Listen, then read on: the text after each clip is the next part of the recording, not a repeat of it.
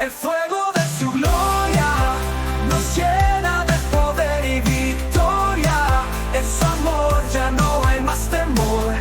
Vamos juntos a su alrededor. Señor, gracias por el aire, por el oxígeno, gracias. Gracias, Señor, por nuestros cuerpos que nos has dado, por la sanidad que nos has entregado y la paz que sobrepasa todo entendimiento, Señor. Gracias por ser tan bueno, Dios. En el nombre de Jesús te damos la gloria y la alabanza. Amén. Amén. Bueno, hermanos, voy a ir un poco rápido. Ya vimos muchos temas de identidad en Cristo prácticamente. Vimos quiénes somos para poder actuar como un buen discípulo, ¿no? Me gusta como que recapitular lo que hemos estado viendo. Y el día de hoy vamos a hablar de un tema llamado vacas sagradas. Normalmente en los seminarios de sanidad divina, no fue como tal de sanidad divina, sino fue más tu identidad en Cristo, y que de ahí viene todo realmente: la sanidad, la liberación, tu relación con el Padre, tu posición como hijo de Dios. Pero cuando hablamos de sanidad divina, siempre empezamos con las vacas sagradas. ¿Qué son las vacas sagradas? Ayer lo comentábamos, ayer que comimos. Las vacas sagradas son creencias limitantes. Jesús dijo a los fariseos: invalidan la palabra de Dios por vuestras tradiciones. O sea, la palabra de Dios puede ser invalidada en tu vida por alguna creencia limitante, por alguna tradición de hombre, por algún mandamiento de hombre que vaya en contra de la palabra de Dios, o que la obstaculice, que la haga a un lado. ¿Y por qué vacas sagradas? Porque sabemos que en la India tienen vacas sagradas y las ponen por encima de muchas circunstancias, incluso pues, por encima del bienestar humano, ¿no? Hay mucha gente en hambruna y las vacas ahí están bellísimas, viste, que te puedas aventar, y no las matan porque son sagradas, y entonces las ponen por encima de muchas cosas. Y es lo mismo con este tema de vacas sagradas, que realmente pues, es como la definición, pero a lo largo de la historia de la iglesia, sobre todo en los últimos siglos, se han generado muchas tradiciones de hombre que opacan la palabra de Dios, que la invalidan. Y voy a tocar algunas, realmente son varias, son muchas, que el Señor, conforme vas avanzando, vas leyendo las Escrituras con la guía del Espíritu Santo y con tu identidad en Cristo, que es el filtro perfecto para identificar vacas sagradas, es Cristo Jesús.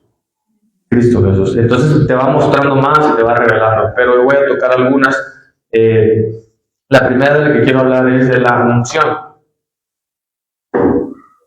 ¿Qué es la unción? Por ejemplo, yo me puedo parar aquí y les puedo decir: yo tengo la triple unción de Elías. Ahorita voy a poner muy César, no, viene la unción de Elías, viene el poder. Y nos confundimos, y realmente se ha enseñado o se ha creído que la unción es un poder. Tienes mucha unción, tienes mucho poder. La unción, por definición, hermanos, no es poder. La unción es la palabra, tú buscas ungir, unción en el diccionario, dice que es vertir aceite sobre, o manteca o algo sobre alguien o algo. Entonces, en el Antiguo Testamento, incluso los utensilios del templo estaban ungidos. Y tampoco el utensilio brincaba y comía solito, tenía mucho poder y te daba la comida en la boca. No, la unción es el acto de derramar aceite, vamos a manejarlo así, como derramar aceite sobre algo o alguien para elegirlo o destinarlo, consagrarlo, santificarlo para una función en específico. Eso es la unción. La unción no es poder. No puedes tener más o menos unción. O sea, te ungen y te ungen. Ungen al utensilio y lo ungieron una vez y ya. No lo tienen que estar echando aceite, más y más unción. No, la unción es una elección. Y entonces, así como se ungió a los utensilios para ser parte del templo y tenían una función específica, así también Dios si te unge a ti como hijo. Pero le hemos visto que nosotros somos sacerdotes, Dios nos ha escogido, Dios nos ha dado una elección. Vamos a 1 de Samuel, rapidísimo.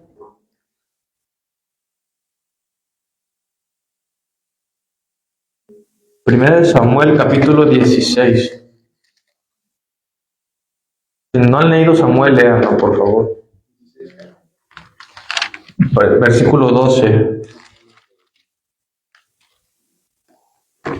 1 de Samuel, capítulo 16, versículo 12. Los utensilios ya no lo voy a leer. Ahí, si les queda duda, lo buscan, por favor.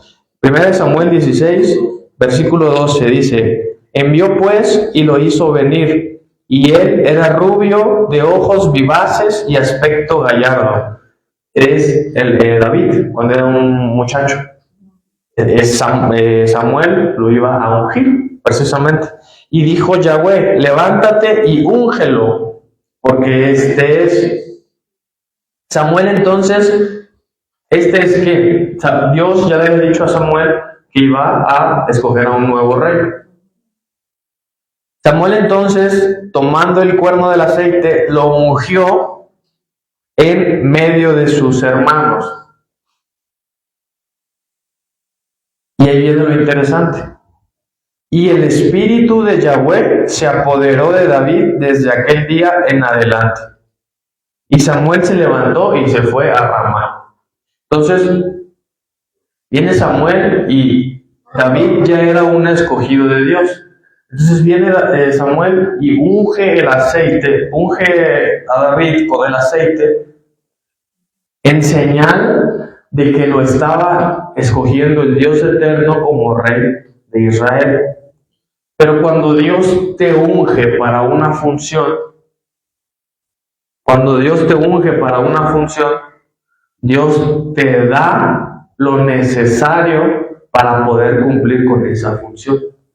Dios no te va a escoger para hacer algo y te va a dejar ahí a la deriva, o no te va a dar las herramientas necesarias para poder cumplir con el propósito por el cual fuiste ungido. Pero entonces la unción es una elección. No puedes tener más unción. No puedes tener la unción de Elías. No puedes tener triple unción, ni la necesitas. Ahorita vamos a ver por qué. No necesitas tener la unción de Elías, no necesitas nada de eso, en absoluto. Y entonces, si se dan cuenta, Samuel unge a David, ¿y qué dice? Y el Espíritu de Dios se apoderó de él. Vamos a Lucas 4.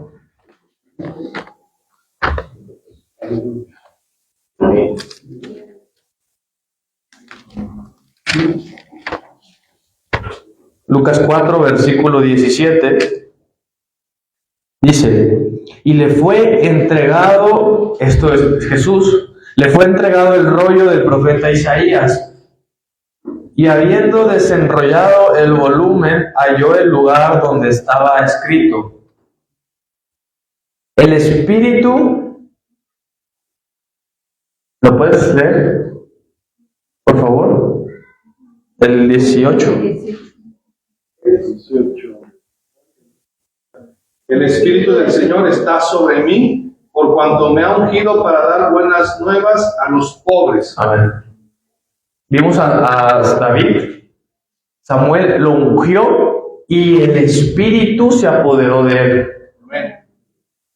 Dios te da, cuando te escoge para algo, te da lo que necesitas para cumplir el propósito. Y aquí, como dice: el Espíritu del Señor está sobre mí, por cuanto me ha ungido para dar buenas nuevas a los pobres. Okay. Entonces Jesús viene y lee la Escritura y dice: el Espíritu del Señor está sobre mí por cuanto Dios me ungió. Ok. El Espíritu del Señor está sobre Jesús por cuanto Dios lo escogió para dar buenas nuevas a los pobres, para proclamar libertad a los cautivos, para recuperación de vista a los ciegos, para enviar a libertad a los oprimidos, para proclamar el año favorable del Señor. Entonces, Dios envió a Jesús a este mundo a cumplir este propósito. ¿Estamos de acuerdo? Dios envió a hacer estas actividades a Jesús, que Él estableciera esto. Y entonces dice Jesús, el Espíritu está sobre mí porque Dios me ungió. Dios me designó para hacer estas actividades, por tanto, Dios me dio a su Espíritu Santo. Suena muy similar a lo de Samuel y David. Dios te da el Espíritu Santo, le da el Espíritu Santo a los hombres que Él ha escogido, que Él ha ungido para cumplir su propósito. Amén. Entonces, ¿yo qué onda? ¿No? Bueno, ese es Jesús, ese es David, gran personaje, un hombre conforme al corazón de Dios, Jesucristo, nuestro Dios, nuestro Señor. Y nosotros, ¿dónde quedamos? ¿No? Y es donde decimos, bueno, yo quiero una asunción, necesito una asunción. Y entonces entramos en cosas que no nos llevan a ningún lado, porque la palabra es muy clara respecto a la unción. Vamos a 1 de Juan 2:20.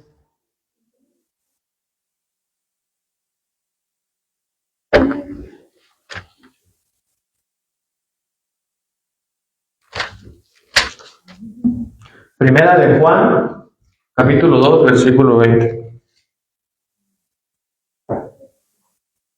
Dice así la palabra de Dios.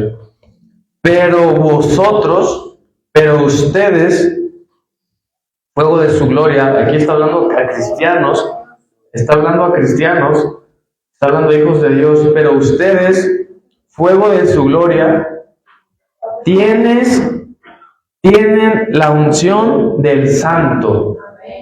Y todos ustedes lo saben. ¿Cuál es la unción del Santo?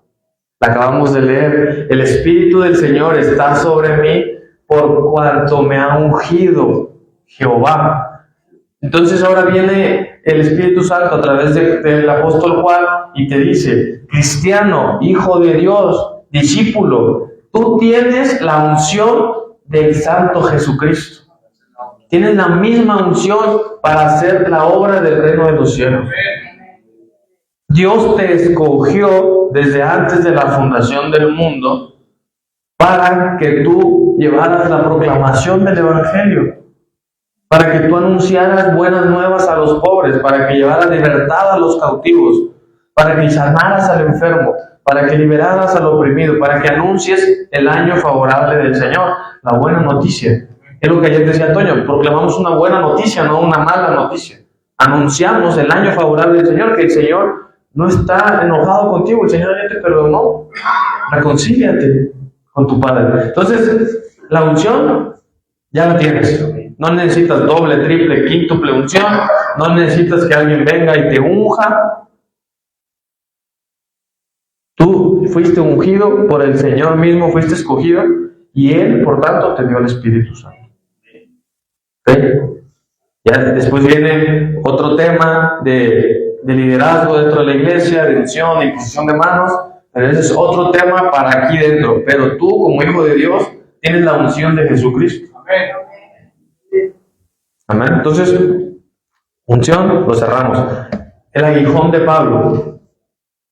Luego, el tema del aguijón de Pablo, o el tema de la sanidad divina, decimos que Pablo estaba enfermo y que el Señor no lo iba a sanar.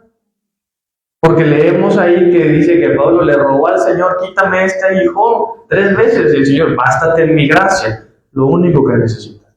Y entonces se han hecho doctrinas de que Pablo tenía ceguera, que Pablo tenía no sé qué, que Pablo 1000 cosas y referentes a la enfermedad. Vamos a 2 de Corintios 12. Capítulo 2 de Corintios 12, a partir del 6.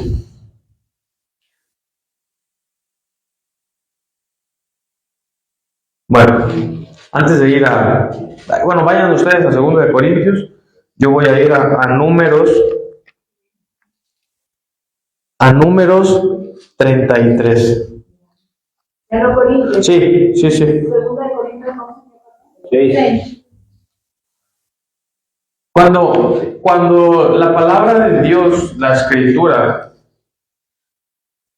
Pablo era un erudito de la escritura. Él era fariseo de fariseos. Él conocía las escrituras de pi a pa. En el Antiguo Testamento, que es lo que Pablo conocía, aguijón se ve en varios versículos. Esa palabra aguijón. Pablo entendía que era un aguijón para el contexto histórico de las escrituras. Pablo conocía que cuando se referían a un aguijón, se referían a una o un grupo de personas. Y entonces Pablo viene y pues, confiadamente dice, tengo un aguijón en mi carne. Y decimos, es una enfermedad. Lo voy a leer yo, Números 33, 55. Apúntelo para que al rato lo lea. Dice,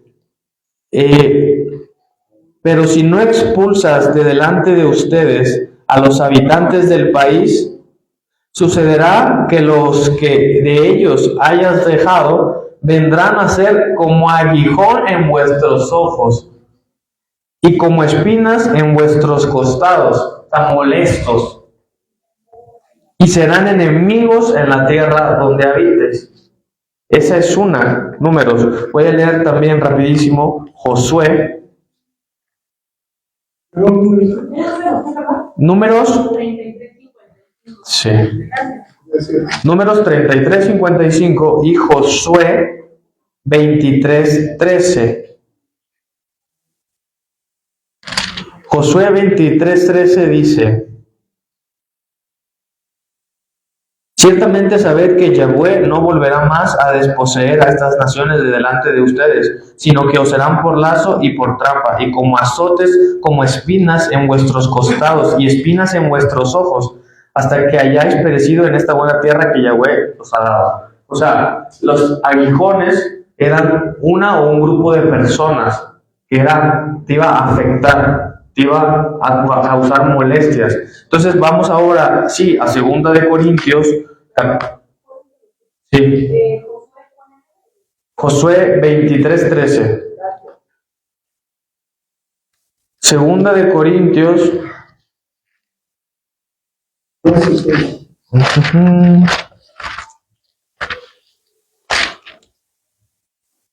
capítulo 12, versículo 6. Dice, aunque si quisiera, Pablo está hablando que fue al tercer cielo, que ha habido visto maravillas, y dice, aunque si quisiera gloriarme, no sería insensato. Dice, me puedo gloriar. Dice, pues diría la verdad. Pero me abstengo para que nadie me considere por encima de lo que ve en mí o oye algo de mí, aún con la grandeza de las revelaciones, por lo cual, para que no me enaltezca, me fue dado un aguijón en la carne. Ya vimos que es un aguijón. Ya vimos cómo dice, un mensajero de Satanás que me abofetee, a fin de que no me enaltezca. Por esto, 3 veces rogué al Señor que se alejara de mí, y me ha dicho, mi gracia te es suficiente, porque el poder es perfeccionado en la debilidad. Por tanto, gustosamente me gloriaré más bien en mis debilidades. O sea, eran un conjunto de debilidades de las que estaba hablando Pablo. Dice, para que resida en mí el poder de Cristo. Y entonces dice, punto. Y en el siguiente versículo, y ahí muchas veces nos quedamos, en el siguiente versículo enlista de qué está hablando y no menciona enfermedad por ninguna parte. Dice, por lo cual me complazco en debilidades, en afrentas, en necesidades, en persecuciones y en angustias por causa de Cristo. Porque cuando soy débil, entonces soy fuerte. Cuando Ananías, el Señor le habla a Ananías y le dice, ve y ora por Pablo, porque es instrumento útil para mí. Y yo le mostraré todo lo que debe de sufrir por causa de mí. Todo lo que Pablo sufrió, traigo unas pocas, pero no las adopté todas. Hechos 9:23, lo querían matar. Hechos 13, 44-49, fue opuesto por una multitud judía. Hechos 13:50, fue expulsado de Antioquía. Hechos 14, 1 al 5, fue expulsado de Iconio. Hechos 14, 6, 9, fue apedreado y dado por muerto. Hechos 16, versículo 12 al 40, fue golpeado, encarcelado en Filipo. Y una tras otra, la lista todavía no acaba. Son muchas cosas que sufrió Pablo por causa de la persecución del pueblo judío. Entonces, cuando tú lees esto, cuando tú lees todo el contexto, dices, ok, todo esto fue lo que sufrió Pablo. Y aquí te dice cuáles son esas debilidades, te las enlista. Si ahí hubiera puesto enfermedad, pues se la compramos. Pero ahí dice, en necesidades, persecuciones y angustias por causa de Cristo. Entonces, no es que Pablo estuviera enfermo y le rogara al Señor y el Señor no hubiera querido sanar. No es eso. Había un aguijón en su carne. Era una persecución que no lo dejaba estar en exaltarse, sino que él sabía que lo seguían así, y lo humillaban. Era una humillación para él. El pueblo judío lo trataba de esa forma. No. Hay otro tema ahí de que dicen que las letras, que escribía con letras grandes, pero es un tema de traducción. Realmente ya no me voy a meter ahí porque habla de cartas largas más que letras grandes. Pero bueno, otra es que tú le dices a alguien, no, tú puedes sanar al enfermo, tú puedes. Y te dicen, pero si ni Jesús pudo sanar a todos. ¿No lo han escuchado o lo han leído? Porque vamos a leerlo. Ni Jesús pudo sanar a todos. Vamos a Marcos 6.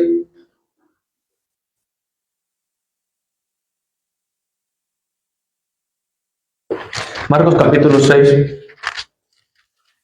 Este pasaje está en Marcos 6 y el paralelo está en Mateo 13. Mateo 6, del 1 al 6. Vamos a leer. Marcos 6, del 1 al 6.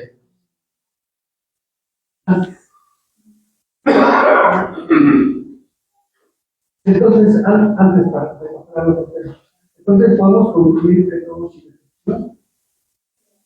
tenemos una reforma. ¿Correcto? Buena pregunta. Estamos en la palabra.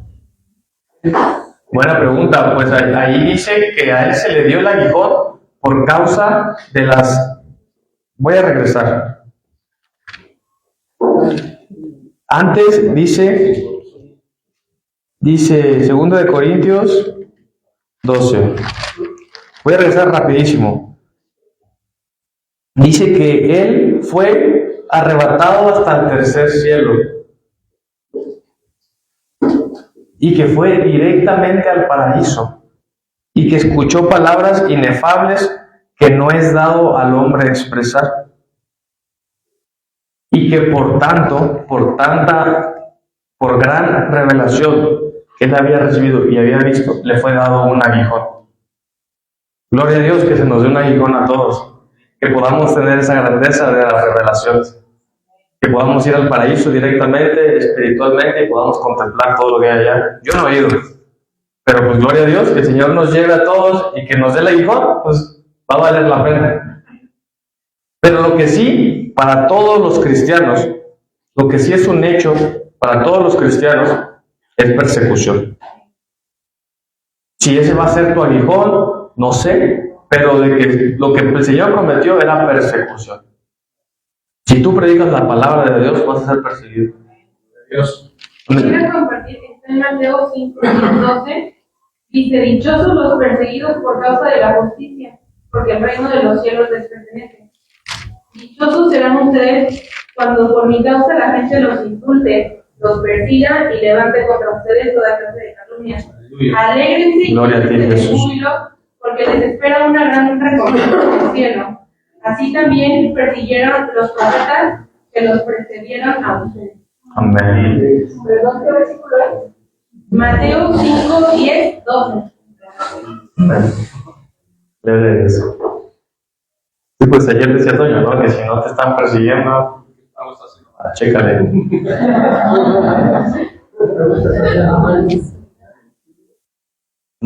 Entonces, Marcos 6, versículo 1 al 6. Y si los que están anotando, el paralelo es Mateo 13, 58. Entonces, aquí esta historia, creo que todos no la sabemos. Vamos a leerla. Dice, salió de allí y regresó a su tierra, y sus discípulos lo siguen. Llegado el sábado, comenzó a enseñar en la sinagoga. Estaba en su tierra. Y la mayoría se asombraba al oírlo. Y decían, ¿de dónde saca estas cosas? ¿Y qué sabiduría es esta que le ha sido dada? ¿Y qué significan estos milagros hechos por sus manos? Ellos estaban viendo que los que hacían milagros. Porque luego decimos que él no pudo hacer nada, pero ahí dice que ellos estaban viendo los milagros. No es el constructor, se empezaron a escandalizar de él. ¿No es el constructor, el hijo de María y el hermano de Jacobo y de José y de Judas y de Simón? ¿No están aquí también sus hermanas entre nosotros? Y se escandalizaban por causa de él. Es el carpintero. Y Jesús les decía, no hay profeta sin honra sino en su tierra y entre sus parientes y en su casa. Y no podía hacer allí ningún milagro, excepto que sanó a unos pocos enfermos imponiéndoles las manos. Y estaba asombrado por la incredulidad de ellos. Y así recorría las aldeas de los alrededores enseñando. El Señor estaba en su tierra, en Jerusalén, y la gente se escandalizaba de él porque lo conocían. Decían, ¿cómo es posible que aquí están sus hermanos, cómo nos va a estar hablando así? ¿De qué se trata esto? Y es muy interesante cuando tú lees el paralelo, ya no vamos a ir, Mateo 13, 58. Apúntenlo para que después nos chequen. En Mateo 12, 40. O sea, versículos antes, y en Mateo 13, 1, y todo antes de que Jesús llegara a su tierra, Jesús había ido a otros lugares, y la reacción de la gente era completamente distinta. Aquí Jesús no podía sanarlos porque no iban a él. Cuando tú lees anteriormente, dice, y las multitudes iban, y eran multitudes que iban y que les impusiera la mano y que sanara a todos los enfermos y sanaba a todos los oprimidos. La gente iba. Aquí en su tierra no sanó o no pudo hacer muchos milagros porque dice que sí sanó a unos pocos enfermos imponiéndoles las manos. Pero si la gente hubiera ido a Jesucristo por Dios, hermanos, era el mismo Dios en carne, obviamente iba a poder hacer los milagros. Obviamente iba a poder sanar, obviamente iba a poder liberar. No hay duda, la gente se escandalizaba de él y por eso no pudo hacer ahí muchos milagros. Pero porque la gente no iba a él. Él cuando llegaba a un lugar iban multitudes, pero en su tierra, dijo él, no hay profeta, ni en su propia tierra, ¿no? Entonces, esa es otra que luego agarramos, y estas cosas son importantes sacarlas a la luz porque luego como cristianos es muy fácil agarrarlas como excusas. La incredulidad. Vamos a Mateo capítulo 17, por favor. Mateo 17. Este es un temazo. Porque luego el Espíritu Santo. A partir del 14. Vamos a ir del 14 al 21. Cuando oramos por alguien y lo hemos visto, ¿no? En carne propia y en carne ajena. No, pues alguien viene y ora por alguien y no sana. Y entonces el ministro, el pastor, el apóstol, el siervo de Dios, que tiene el don, viene y dice, no sanaste, o sea, oras por ti, no pasa nada, no hubo un cambio, no hubo sanidad. Y empezamos a buscar culpables. Es el pecado. La voluntad de Dios. No es la voluntad de Dios. No tuviste fe, no es tu tiempo, es tu hijo. Y entonces empezamos a darle vueltas. Dios está tratando contigo con esta enfermedad. Y entonces empezamos a darle vueltas al asunto y nos metemos en vanas ideas, vanas creencias, que no es algo que la palabra de Dios está declarando. Eso ha venido por el orgullo del hombre, que se para en un escenario, se para delante de 40 personas, ora por el enfermo y el enfermo no sana, y el orgullo, algo está mal, pero yo no estoy mal. Yo oré por ti, yo hice mi parte, a lo mejor estás en pecado, a lo mejor tienes que arrepentirte, a lo mejor tus papás pecaron, y entonces echamos la bolita para otro lado. Pero, gloria a Dios por la Escritura, hay un caso en la palabra de Dios, donde Jesús estaba en esta tierra, y sus discípulos estaban con él, y los discípulos no pudieron sanar a alguien. El ejemplo perfecto. Y Jesús da la respuesta. Entonces, vamos a leerlo y que nos quede muy claro a todos. Mateo 17, versículo 14.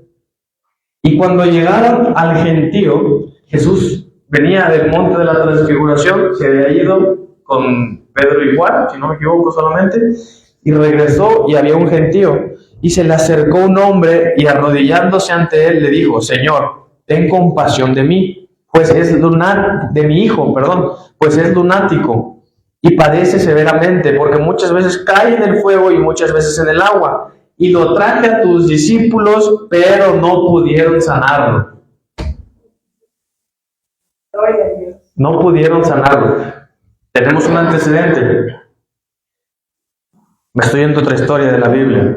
Jesús llega y ven a un ciego. Y vienen aquí sus discípulos, los número 1, y le dice, Señor, ¿quién pecó? ¿Este o sus padres?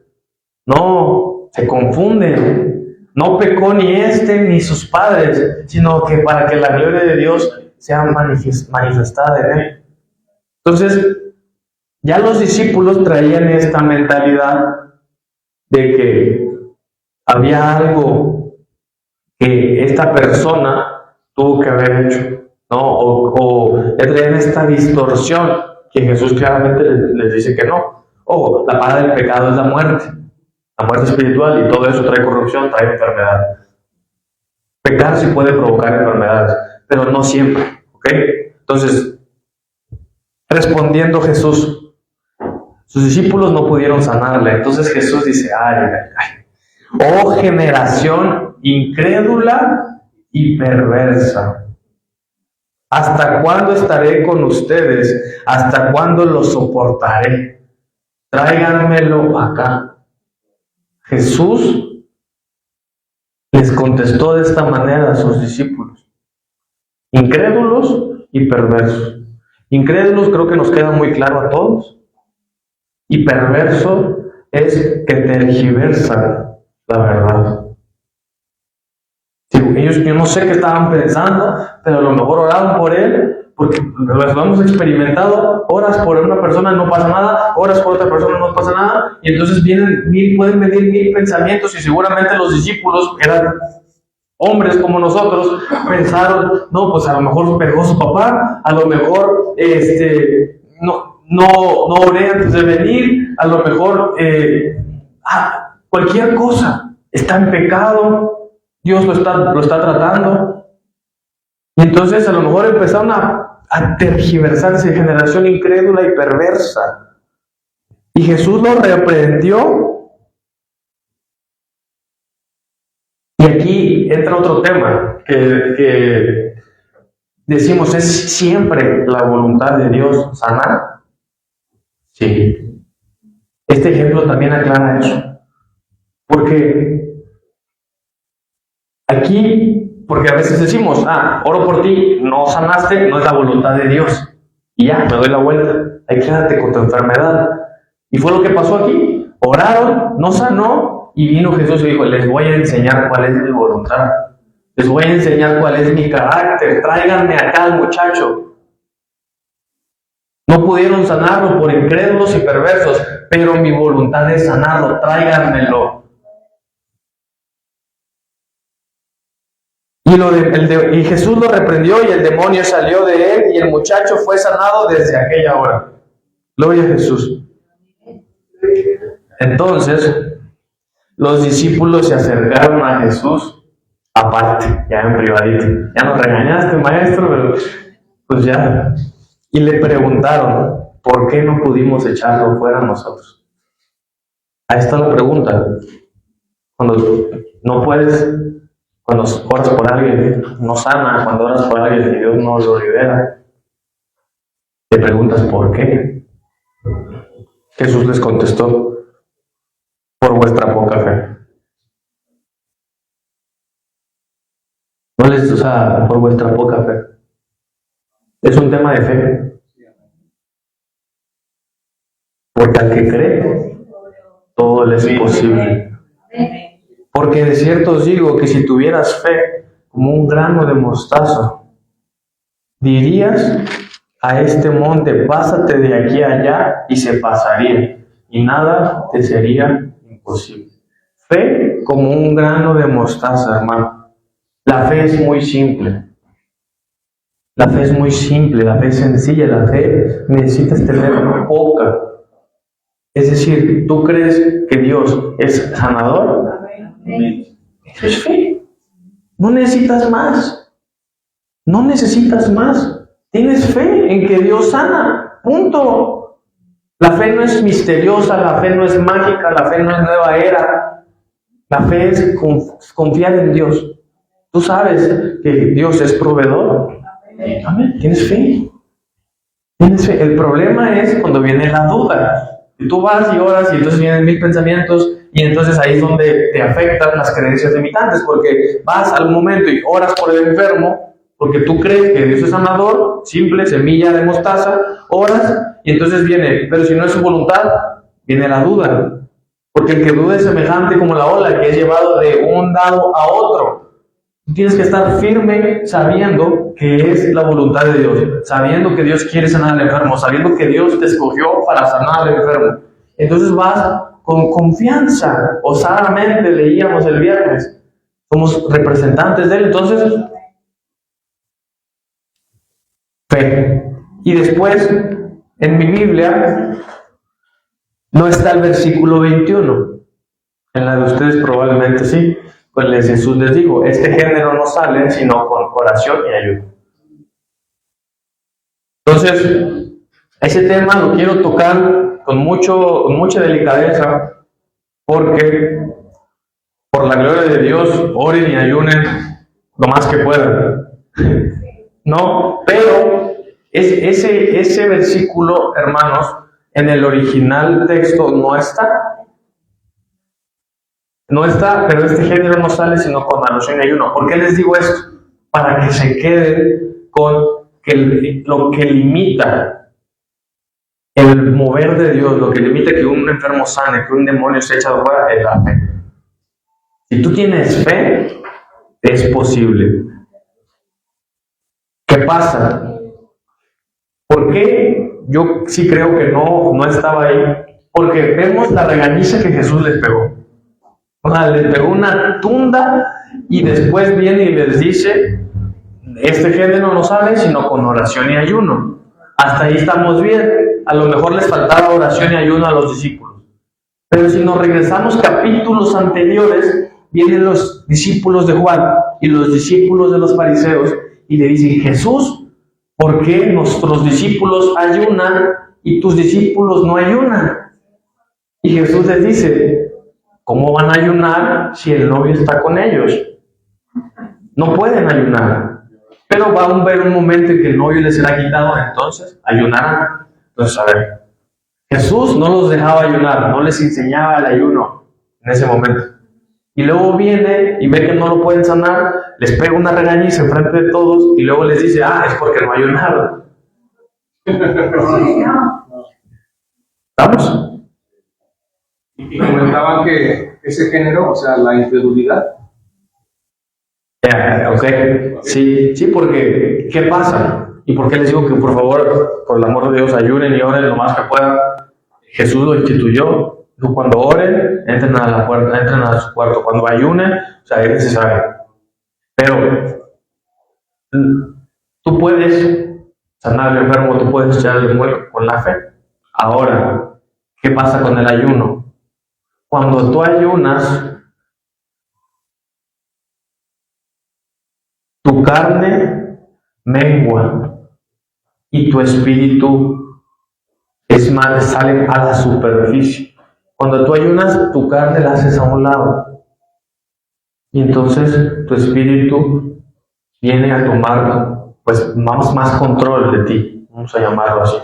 Entonces es importante el ayuno para la sanidad, para la liberación. Sí, no es condicionante. Si tú tienes la fe, tú lo vas a hacer.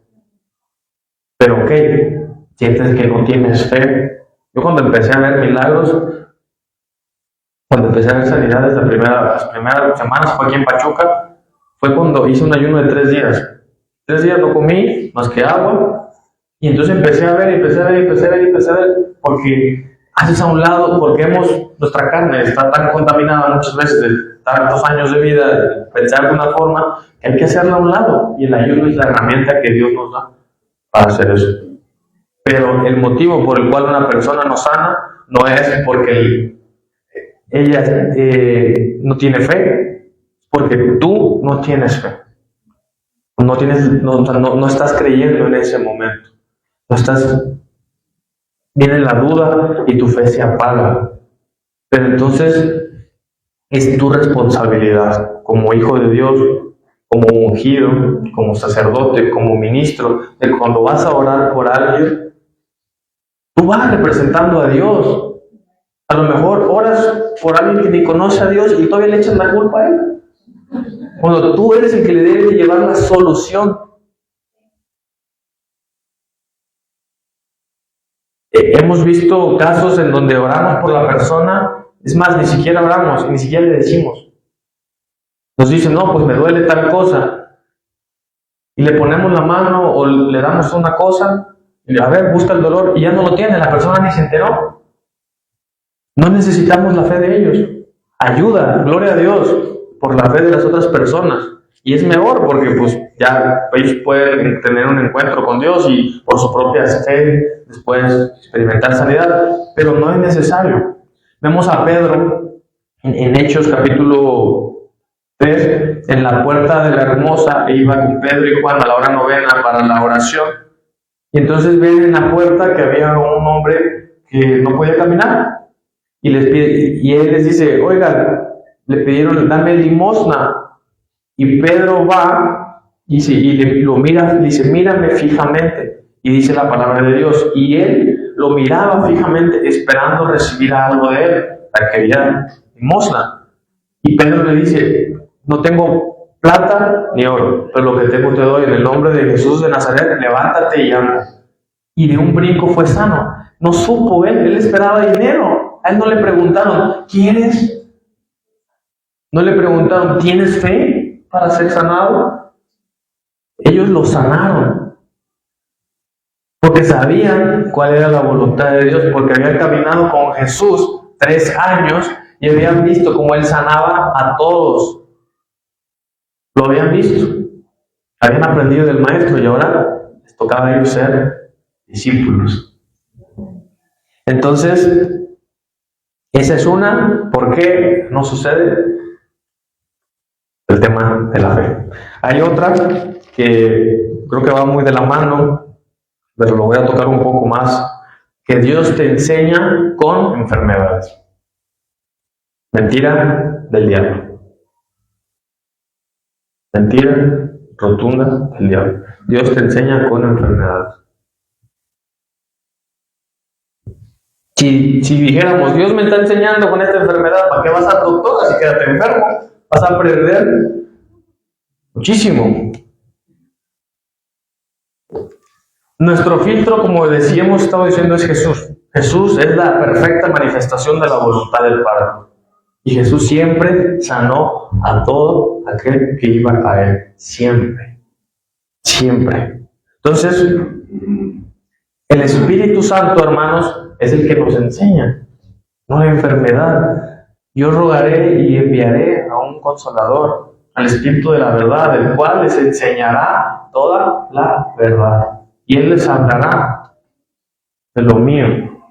Entonces, el Espíritu Santo es el que nos enseña. Vamos a Mateo 12, versículo 22 al 31.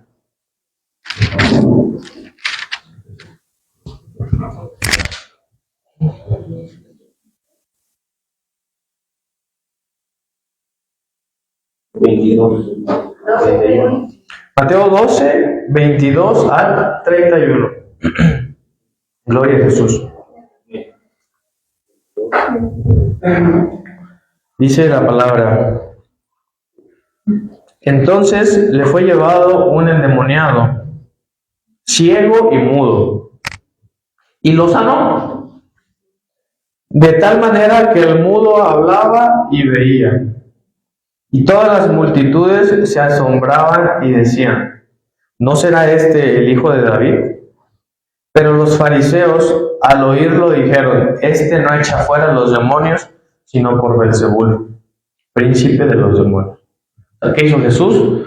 Echó fuera un demonio, que era mudo y ciego, y el mudo y ciego hablaba y veía, lo sanó.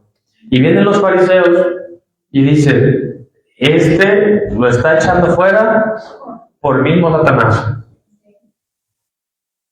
Conociendo sus pensamientos, les dijo: todo reino dividido contra sí mismo es asolado, y toda ciudad o casa dividida contra sí misma no se mantiene en pie. Entonces, si Satanás echa fuera a Satanás, contra sí mismo está dividido. ¿Cómo pues permanecerá su reino? Y si yo echo fuera los demonios por Belzebul, ¿por quién los echan vuestros hijos? Por tanto, ellos serán vuestros jueces. Cómo Dios, Hechos, no recuerdo qué capítulo es, cómo Dios ungió a Jesús de Nazaret con el Espíritu Santo y con poder, el cual anduvo haciendo el bien y sanando a todos los oprimidos por el diablo. ¿Oprimidos por quién? Por el diablo. ¿Con qué? Con enfermedades. Entonces, aquí vienen y le dicen: tú estás sanando a este enfermo por poder del diablo. Y él les dice: como un reino, ¿cómo Satanás va a echar fuera a Satanás? Un reino dividido no prevalecerá. Entonces, si Jesús lo dijo para el reino de Satanás, pues imagínense para su reino, ¿cómo Él va a prevalecer si Él envía enfermedades a su pueblo? Y ojo con lo que dice después: pero si por el Espíritu de Dios echo yo fuera los demonios, entonces llegó a ustedes el reino de Dios. ¿O cómo puede alguno entrar en la casa del fuerte y saquear sus bienes si primero no ata al fuerte? Y el que no está conmigo está contra mí, y el que conmigo no recoge desparrama. Por tanto os digo, todo pecado y blasfemia les será liberado a los hombres, pero la blasfemia contra el Espíritu no les será liberada. O sea, Jesús estaba diciendo: cuidado, porque lo que ustedes están diciendo está cerca de blasfemar al Espíritu Santo. Están diciendo que por el Espíritu de Dios he hecho fuera los demonios. Están diciendo que es Satanás. Y hoy pasa lo mismo. Estamos cerca de blasfemar al Espíritu de Dios, diciendo que Él pone enfermedad en sus hijos.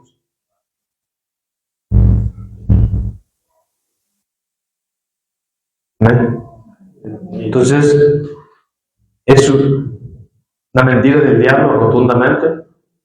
La voluntad de Dios está perfectamente establecida en Jesús. Él siempre nos mostró su amor, su sanidad, su misericordia, su bondad. Job es otra vaca sagrada que, ok, no le iba a tocar, pero pues, vámonos. Job, bueno, no me voy a meter tanto a Job, hermano, en tema de tiempos y me refiero al tema de tiempos donde estaba Job y en tema de interpretación. Pero vamos a leer un solo versículo de Job. Vamos a Job 9.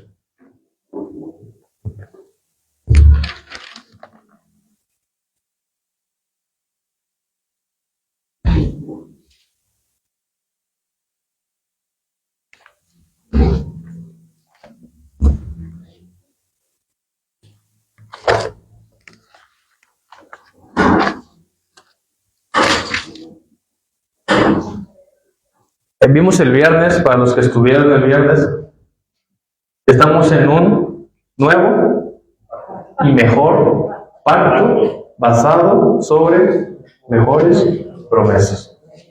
¿Ven? Entonces, vamos a leer Job 9, versículo 32.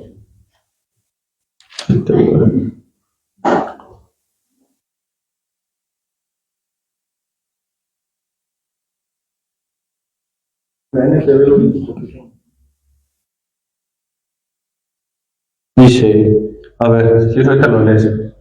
Dice, versículo.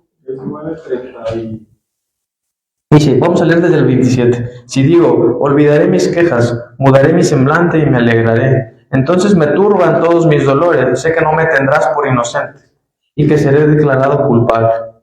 ¿Para qué entonces fatigarme en vano? Aunque me lave con agua de nieve y limpie mis manos con lejía, aún así me hundirás en el lodo cenagoso y mis propias vestiduras me aborrecerán, porque no es hombre como yo para que le responda y vayamos juntos a juicio. Versículo 33. Si hubiera un mediador entre nosotros que pusiera su mano entre ambos, entonces él apartaría de sobre mí su vara y su terror no me espantaría. Hablaría y no le temería, pero no es esta mi situación. Nosotros tenemos un mediador que es Jesucristo. Aquí dice, Dios no es un mortal como yo, por eso no puedo discutir con él y llevarlo a juicio. Si tan solo hubiera un mediador entre nosotros, alguien que pudiera acercarnos el uno al otro, ese mediador podría hacer que Dios dejara de golpearme y ya no viviría aterrorizado de su castigo. Entonces, Job es un libro muy interesante de analizar, de leer con la guía del Espíritu Santo, pero de entrada no nos podemos comparar con él, porque tenemos nosotros un mediador, tenemos un pacto que Jesucristo puso la mano y nos quitó la ira de Dios, la quitó de sobre nosotros y derramó su gracia, derramó Juan 1, y vimos su gloria, lleno de gracia y de verdad. Entonces, Job es un temazo, pero para darle fin al asunto, no nos podemos comparar con él, porque él no tenía un impacto que nosotros tenemos. El fuego de su gloria.